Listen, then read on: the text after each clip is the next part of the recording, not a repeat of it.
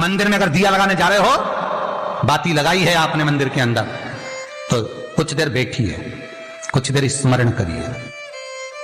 अभी पितरों को कभी गोल बत्ती नहीं लगती। आप मटके के पास में, परिंदे के पास में, जल के पात्र के पास में कोई भी अगर दिया लगाएंगे तो वहां गोल बत्ती रखकर लगाएंगे तो घर में लक्ष्मी नहीं टिकेगी। कई लोग कहते हैं कि परिंदे के पास, मटके के पास में, पानी के स्रोत के पास में जहां जल भरते हैं, हंडा रखते हैं, टंकी रखते हैं, वहां पर मटके के पास बत्ती लगाओ, दिया लगाओ, पितर शांत रहेंगे। तो पितरों को शांत करो, मना नहीं है, पर दिया लगाने का नियम है कि पितरों को अगर आप दिया लगा रही हो मटके के पास, परिंदे के पास, या अमावस्या के दिन पितरों के लिए अगर दीप लगा रही हो तो गोल बत्ती अगर लगाओगी तो कार्य कभी सफल नहीं होगा। घर में लक्ष्मी नहीं टिकेगी, संपदा नहीं रहेगी, घर में कोई ना कोई बीमार पड़ा ही रहेगा। धन आएगा जाएगा, टिकेगा नहीं। इसलिए पितरों के लिए अगर दिया लगाना है, पूर्वजों के लिए दिया है, तो कपाल क्रिया तक रुकना पड़ता है कि थोड़ा रुकिए, कोई पीछे से आकर कुछ कर ना जाए। दीप जलाने थोड़ी देर रुकिए। और दीप का भी नियम है महाराज, दीप का भी नियम है। दिए में जो फूल बत्ती लगती है, गोल बत्ती लगती है, गोल वाली, ये बत्ती हमेशा कोई विष्णु भगवान की पूजन कर रहे हो, शिव जी की पूजन कर रहे हो, कोई अन्य देवता का अगर आप स्मरण कर रहे हो तो गोल बत्ती लगाई जाती है। भगवान के मंदिर में पूजन कर रहे हो तो गोल बत्ती लगाएं।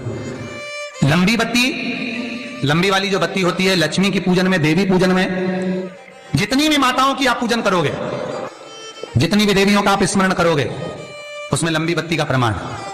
पितरों की पूजन में लंबी बत्ती का प्रमाण है। लगाना है पितरों के लिए अगर दीप लगाना है तो लंबी बत्ती लगाइए, लंबी बत्ती। महाराज लंबी बत्ती का प्रमाण हमारे यहां शास्त्र का, गोल बत्ती का प्रमाण। और सुंदर चरित्र कहा, यदि आपके जीवन में बहुत ज्यादा लक्ष्मी से तकलीफ है, कष्ट बहुत ज्यादा है, या संबंध खराब हो रहे हैं, बहू और बेटों के संबंध खराब हो रहे हैं, अदालत में बात चली गई कि लड़की और लड़के का तलाक होने वाला है, बहू अपने घर जाकर बैठ गई, आने को तैयार नहीं है, जमाई अपने घर रह गया, लड़की को लाने को तैयार नहीं है,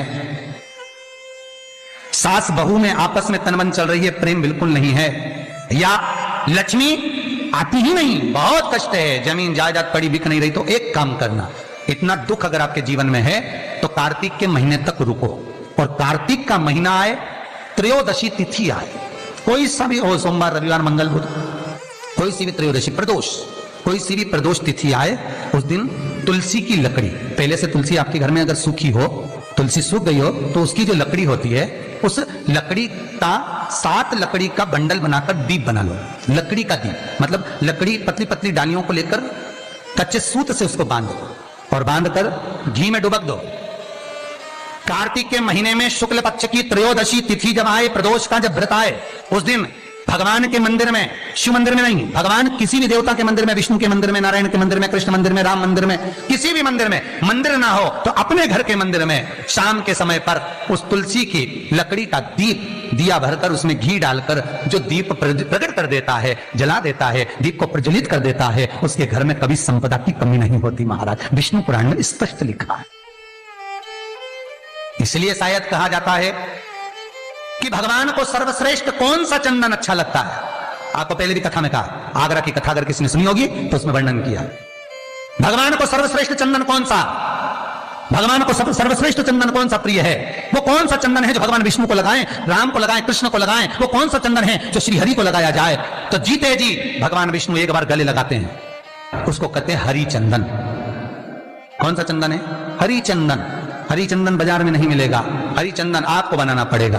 कैसे बनाना है? तुलसी जब सूख जाए उसकी जड़ को निकाल लिया जाए, वो जड़ को पानी में धो लिया जाए, धोने के बाद उसको सिलबट्टे पर, पत्थर पर घिसा जाए और घिसकर उसमें थोड़ा सा कुंकू, रोली डालकर तैयार कर कर जो भगवान विष्णु के मस्तक पर, कृष्ण राम के मस्तक पर लगा देते हैं और उसकी एक बिंदी अपने हृदय पे लगा लेते हैं। जीते जी भगवान एक बार उसको गले लगाते ही हैं।